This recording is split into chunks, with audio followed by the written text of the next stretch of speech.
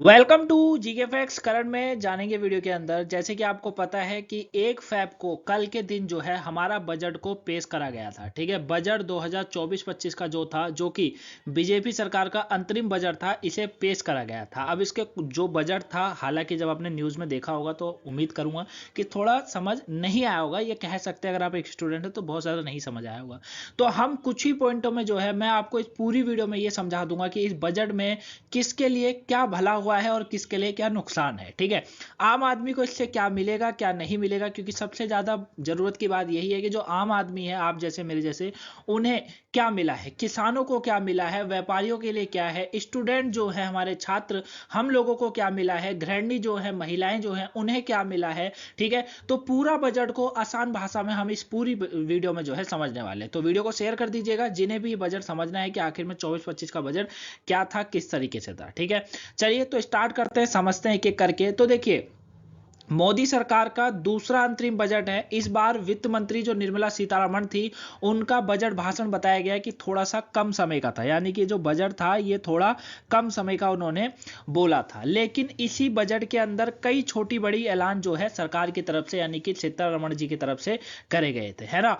कुछ आंकड़े हैं और कुछ जरूरी पॉलिसी डिसीजन थे जिनको आप पर मतलब क्या असर पड़ेगा हम लोगों की जिंदगी पर, वो हम इस वीडियो में डिस्कस करने वाले हैं। क्लियर है। तो इसमें जो है दो बातें मोस्ट इंपॉर्टेंट थी। एक ये था कि कोई भी टैक्स में बदलाव नहीं हुआ था, याद रखिएगा कि टैक्स में कोई बदलाव नहीं करा गया था। और दूसरा मोस्ट इंपॉर्टेंट था कि 1 करोड़ परिवार को 300 यूनिट तक फ्री बिजली देगी गवर्नमेंट ने, यह ऐलान करा था, जो कि इसका सबसे बड़ा मेन पॉइंट था। यह आपको याद रखना है। क्लियर है। चलिए, लेकिन हमें यह जानना है कि आम लोगों को क्या मिला है। भाई सबसे बड़ा पॉइंट निकल कर आता है कि आम लोगों को क्या मिला है, क्या सस्ता हुआ है, क्या महंगा हुआ है, क्योंकि यह ज्यादा इंपॉर्टेंट है कि आखिर में कौन सी चीज सस्ती हुई है, कौन सी चीज और महंगी कर दी गई है ना। जैसे आटा हो गया, सिलेंडर हो गया, सिलेंडर हो गया, अपना दाल हो गई, चीनी हो गई, तेल हो गया, ये सब चीजों की। तो सबसे सेकंड पॉइंट है इस पूरे बजट का। देखिए, बताया गया है कि इस बार का जो बजट था उसमें कुछ भी सस्ता या महंगा नहीं हुआ है। अब ऐसा क्यों हुआ है, कुछ भी सस्ता महंगा क्यों नहीं करा गया इस बार? ऐसा इसलिए क्योंकि 2017 का अगर आपको बजट याद होगा तो उसमें जीएसटी के बाद से बजट में केवल कस्टम ड्यूटी, एक्साइज ड्यूटी को बढ़ाया या घटाया जाता है, जिसका असर गिनी चुनी चीजों पर ही पड़ता है। तो इस बार सरकार ने कस्टम ड्यूटी, एक्साइज ड्यूटी में कोई भी बदलाव नहीं किया है। तो जाहिर सी बात है, जब एक्साइज जो कस्टम ड्यूटी होती है, एक्साइज ड्यूटी होती है, जब उसमें कोई बदलाव नहीं करा है तो जाहिर सी बात है चीजों में भी कोई बदलाव। लेकिन क्या ये जो बोला जा रहा है ये बिल्कुल ठीक है? आटा क्या बड़ा नहीं है, दाल क्या बड़ा नहीं है, ये जानना इंपॉर्टेंट है। तो चलिए 1 साल का डाटा मैं आपको दिखा देता हूं। अगर हम लोग बात करें कि जो घरेलू चीजें होती हैं जिनकी जरूरत हर एक व्यक्ति को होती है, चाहे वो रोड पर रह रहा है, चाहे वो अपने मकान में रह रहा है, तो उसको क्या असर पड़ा है उसकी जिंदगी में। तो देखिए, जहां आटा 1 जनवरी के दिन 2023 को 36.81 रुपए चल रहा था, वहीं 31 दिसंबर को यह आटा 36 पॉइंट जो है 69 का चला गया, यानी कि कहीं ना कहीं आटा जो है बड़ा है 0.21। ठीक है, वहीं चावल के दाम में 5.61 रुपए की बढ़ोतरी देखने को मिली है, यानी कि चावल 1 साल के भीतर भीतर में 5 रुपए जो है बढ़ गया है। जहां 37 का मिल रहा था वो 43 रुपए चला गया। वहीं सोयाबीन तेल हो गया, और जो पीली दाल हम लोग बोलते हैं, त्वार त्वार की दाल के नाम से जाना जाता है, सोयाबीन तेल और त्वार की दाल में अगर बात करूंगा, तो जहां त्वार दाल जो थी, पीली दाल, हमें तो पीली दाल बोलते हैं हमारे यहाँ, तो इसको आपके वहां क्या बोलते हैं कमेंट बॉक्स में बताइएगा।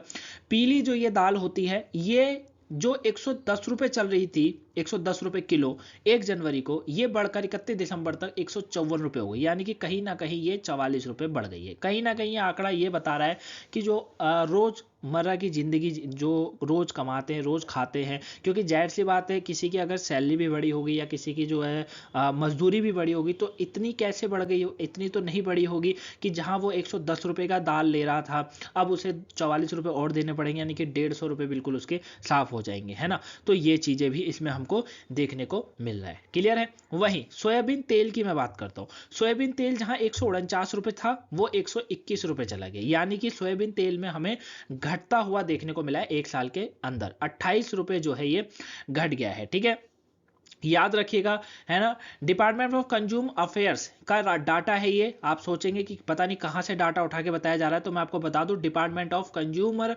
अफेयर्स जो होता है उसका ये पूरी तरीके से डाटा है। क्लियर है, आप भी इसको चेक कर सकते हैं, ये सारा वही है। आगे देखिए और भी बात बताता हूं मैं आपको।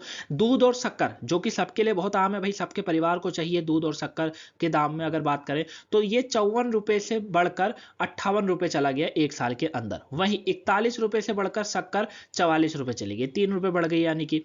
ठीक है, आलू प्याज टमाटर बहुत ही कॉमन चीज जो कि चाहिए होती है, तो ये भी कहीं ना कहीं 10 रुपए बढ़ा है पूरे साल के अंदर, 23 रुपए से 33 रुपए चला गया। 12.72 बढ़ा है, 26 से 38 रुपए चला गया प्याज। वहीं आलू की अगर मैं बात करूं तो भैया 0.72 घटा है, ये घटा है लेकिन पैसे में घटा है। क्लियर है। वहीं गैस सिलेंडर बहुत ज्यादा जरूरत 1053 का मिल रहा था 1 जनवरी तक, जो कि आज 31 दिसंबर तक का डाटा बताता है कि ये 150 रुपए घट गया है। सिलेंडर केवल 150 रुपए घटा है साल भर के अंदर। ठीक है, अब जो हमारी कॉमर्शियल गैस होती है वो 12 रुपए घटी है, ये भी आप देख सकते हैं। ठीक है, ये आप देख लीजिएगा, इसमें 12 रुपए घटी है ये कॉमर्शियल गैस। पेट्रोल डीजल के दाम की अगर मैं आपसे बात करूं तो भैया पेट्रोल 96.72 रुपए चल रहा था 1 जनवरी को, अभी दिसंबर का भी डाटा वही बोल रहा है कि 96.72 ही चल रहा है। डीजल की बात करूं 89 था, तो 89 ही लास्ट में भी ये चल रहा है। ठीक है, ये Indian Boolean and jewellers association जो होता है उसका डाटा है ये, पेट्रोल डीजल सोना चांदी का। ठीक है, 54,000 रुपए जहां सोना चल रहा था 63,000 रुपए चला गया, यानी कि 8,000 रुपए की बढ़ोतरी हमें सोने में देखने को मिली है। चांदी की अगर मैं आपसे बात करूं तो चांदी जहां 5,303 रुपए बढ़ा है साल भर के अंदर। ठीक है, 68 से 73 चला गया है क्या, चांदी भी। एसबीआई होम लोन की ब्याज दर मोस्ट इंपोर्टेंट, जहां 8.90% चल रही थी, ये बढ़कर 9.15% पहुंच गई है। ठीक है, तो जो जरूरत की चीजें हैं वो कहीं ना कहीं साल भर के अंदर काफी बढ़ चुकी है। ठीक है, जिससे आम पब्लिक को इस बजट में नहीं देखने को मिल रहा है कि कुछ ऐसा मिला है। ठीक है, थर्ड पॉइंट है हमारा नौकरी पेशा लोगों को क्या मिला है। ठीक है, क्वेश्चन होगा कि भैया जो नौकरी पेशा वाले लोग होते हैं उन्हें क्या मिला है। कुछ नहीं मिला इन्हें भी। देखिए, सरकार ने जो अपना अंतरिम बजट पेश करा इसमें आम आदमी को इनकम टैक्स में कोई भी राहत नहीं दी है। पुराने टैक्स रिजिम चुनने पर भी अभी भी आपकी 2.5 लाख रुपए तक की जो है इनकम है टैक्स फ्री रहेगा। ठीक है, इनकम पे ही टैक्स फ्री रहेगा। हालांकि इनकम टैक्स एक्ट के सेक्शन 87A के तहत आप 5 लाख तक की इनकम पर टैक्स बचा सकते हैं। मतलब इसमें कोई भी ऐसा देखने को नहीं मिला कि नौकरी पेशा वालों के लिए कोई छूट हुई हो। ठीक है, मतलब हम लोगों को, आप लोगों को जो है अगले अब बजट तक रुकना पड़ेगा कि क्या पता अगले बजट में कुछ ऐसा है। क्लियर है। किसानों को क्या मिला है, मोस्ट इंपोर्टेंट है भाई, किसानों को आखिर में क्या मिला है, किसानों को क्या फायदा हुआ है, सबसे बड़ा चीज है, किसानों को भी तो कुछ तो मिला होगा। तो देखिए, लोकसभा चुनाव जब हुए थे उससे पहले मोदी सरकार ने अपना जो अंतरिम बजट में किसानों के लिए कुछ खास ऐलान नहीं करा है। यानी कि ना नौकरी पेशा वालों के लिए कोई इतना अच्छा कोई ऐसा ऐलान नहीं हुआ, किसानों के लिए कोई ऐलान नहीं हुआ। तीसरा पॉइंट है आम आदमी के लिए कोई ऐलान नहीं हुआ है। ठीक है, तो ऐलान किसके लिए हुआ है ये भी बन रहा होगा क्वेश्चन कि फिर भैया इसमें भला किसका हुआ है, क्या हुआ है, मतलब क्या बजट था फिर, ये बताऊंगा आगे।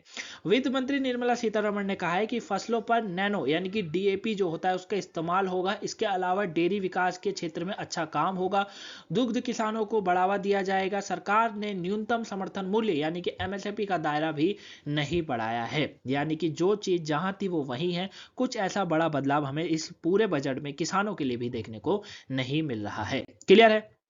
महिलाओं को क्या मिला है, मोस्ट इंपोर्टेंट पॉइंट बनता है कि भाई महिलाओं को इसमें क्या मिला है। तो देखिए, वित्त मंत्री निर्मला सीतारमण ने कहा है कि सभी आशा कर्मी बहनें आंगनवाड़ी कार्यकर्ताओं को आयुष्मान भारत योजना के दायरे में लाया जाएगा। लखपति दीदी योजना के तहत 3 करोड़ लखपति दीदी बनाई जाएंगी। आने वाले 5 साल में 2 करोड़ घर बनाए जाएंगे। आवास योजना के तहत 70% घर महिलाओं के नाम होंगे। ये महिलाओं को दिया जा रहा है, इस बार बोला गया है। ये इंपॉर्टेंट पॉइंट है कि लखपति दीदी बनाई जाएंगी। ठीक है, कितनी बनाई जाएंगी, 3 करोड़ लखपति दीदी बनाई जाएंगी, ये बोला गया है निर्मला सीतारमण जी के द्वारा बजट में।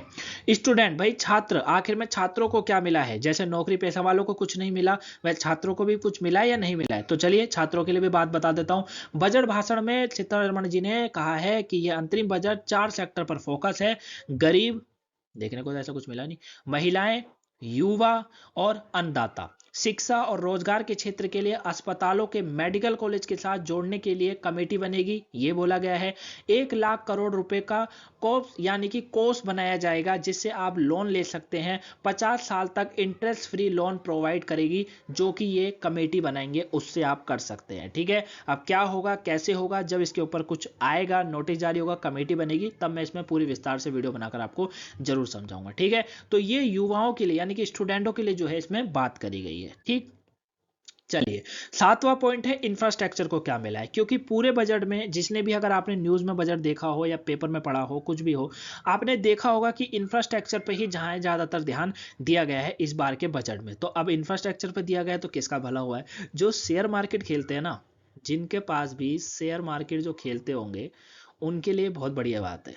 ठीक है, क्योंकि शेयर मार्केट वालों के लिए ये एक प्लस पॉइंट है कि इंफ्रास्ट्रक्चर को बढ़ावा मिल गया। कैसे? हाल ही में आपने देखा होगा, अगर आपको शेयर मार्केट की थोड़ा ज्ञान होगा, तो जो रेलवे का शेयर था वो बहुत तेजी से ऊपर गया था और फिर बहुत तेजी से नीचे भी आया था। तो ये बताया जा रहा था कि बजट वाले दिन भी कुछ ऊपर नीचे होगा, तो वही हुआ है। इसमें इंफ्रास्ट्रक्चर सेक्टर के लिए बड़ी घोषणा सरकार की तरफ से करी गई है। माल ढोने के लिए बनाए जा रहे रेलवे कॉरिडोर के अलावा एनर्जी और cement corridor, port connectivity corridor और हाई डेंसिटी जो कॉरिडोर है वो भी बनाए जाएंगे, घोषणा की गई है। इसके अलावा रेलवे के 40,000 कोच को वंदे भारत स्टैंडर्ड को बनाने का ऐलान हुआ है। तो ये आप समझ सकते हैं कि जो इंफ्रास्ट्रक्चर है उस पर इस बार का बजट पूरी तरीके से निर्भरता, सरकार उस पर बहुत ज्यादा ध्यान दे रही है। क्लियर है? तो शेयर मार्केट में भी आप पैसा लगा सकते हैं।